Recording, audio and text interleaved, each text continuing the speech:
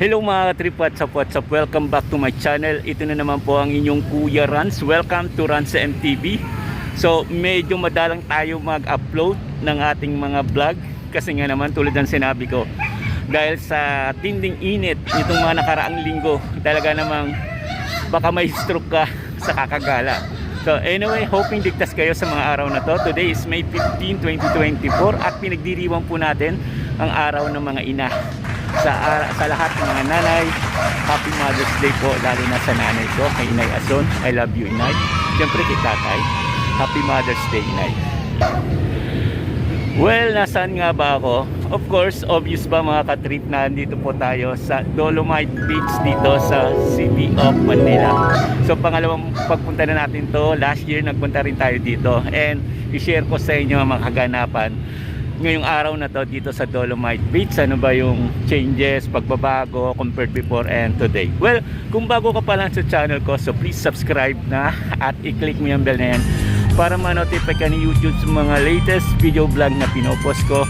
Please naman, paki-like, share, comment lang itong vlog na to. And of course, do not skip ads mga ka-trip.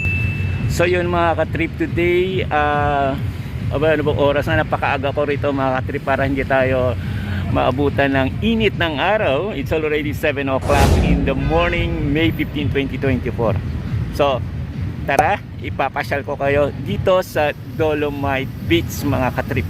So medyo hindi na po nagiging matindi ang init ng araw. In the coming days, marami na tayong mapupuntahan. So abangan nyo po yan mga katrip. So let's get it on. Tara, pasyalan natin itong Dolomite Beach dito sa Manila.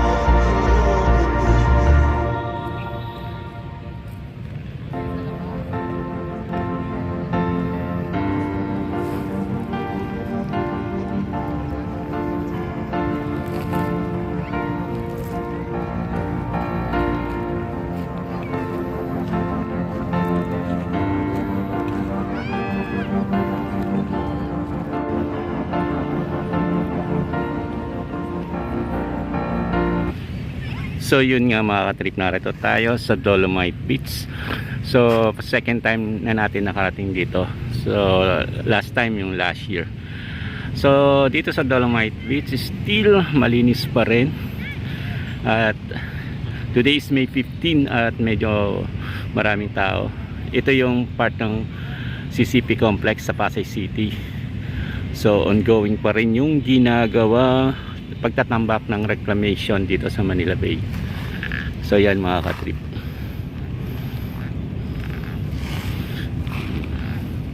Sa ngayon wala pang masyadong sikat ng araw dito sa part natin ito, kaya medyo maraming taong namamasyal, hindi naiinitan dahil yung araw ay hindi pa sumisilip dahil nasa likod.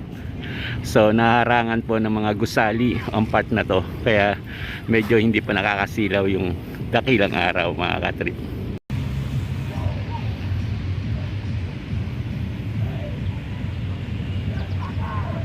Yan po mga katrip, mga kaganapan dito sa Manila Bay. So nagkakaroon dito ng training itong mga, ano bang tawag dito mga katrip? Comment lang mga katrip. Yan. So napakaganda po ng sikat ng araw at napakaganda po ng kalagayan ng tubig. Medyo banayad sa amin sa Batangas, ang tawag dyan ay tining yung tubig. And yan, nakikita nyo mga katrips, yung white building na yan, yan po ang US Embassy. So yan, compared before, well, ganun pa rin naman, medyo malinis dito. Of course, may mga patrol dito na nagmo-monitor para manatili ang kalinisan ng Baywalk. Yun nga pala mga katrip, bawal pala rito magdala ng food, water o anumang pagkain sa loob, kasi iniiwasan dito yung mga kalat ng basura, kalat ng pagkain. Kaya kung ako sa inyo, wag na kayong magdala, kainin nyo na sa labas bago kayo pumasok. Well, isusum ko mga katrip, yan po yung Pasay City, yung part na yan ang Star City. And then ongoing mga katrip ang reclamation area dito sa Manila Bay. Yun nga lang, nakakalungkot yung part ng yan. Yan nakikita yung building na yan. Yan ang Sofitel Hotel na magko-close na this coming July 1, 2024. Pero tumatanggap pa sila ng reservation until June, at the end of June. So sabi ng iba, kaya daw magsasara na kasi yung pinaka-view nila ng Manila Bay ay natambakan na ng mga lupa o ng buhangin. So isa sa mga attraction dyan sa part ng CCP complex ay ang Manila Bay. Dahil nga natambakan na ng mga lupa, buhangin, so wala ng view. At medyo may humihina na yung mga negosyo dyan, especially yung mga eatery na dyan sa site ng Manila Bay. So muli atin itong sulyapan ang mga bangkero. Ayan mga katrip, nagte-training sila rito sa Manila Bay. Parang ang sarap managwan, di ba mga katrip? And then yan mga katrip, ang mga naka-standby na mga barko.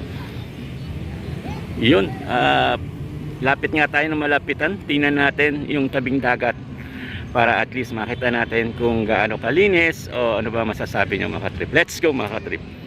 So hindi natin maiiwasan, minsan may mga kalat ng basura, pero pagdating naman sa tubig, napakalinis mga katrip. Yung kung pwede nga lang maligo, pero pinagbabawal muna ang maligo rito dahil hindi ligtas yung resulta ng tubig dito according dito sa mga DNR. So lakad-lakad tayo ng kaunti mga katrip.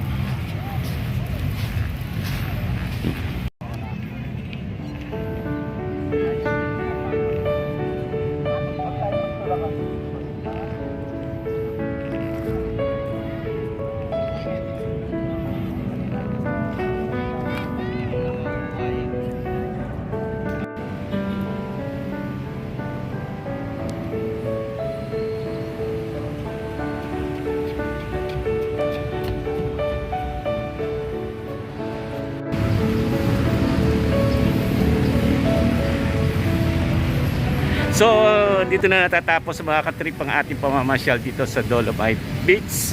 At hoping nag-enjoy kayo sa aking mga na-share kung anong latest development dito sa Dolomite Beach. Until next vlog mga katrip, so paki-like, share, like and comment itong vlog na to. Ingat mga katrip.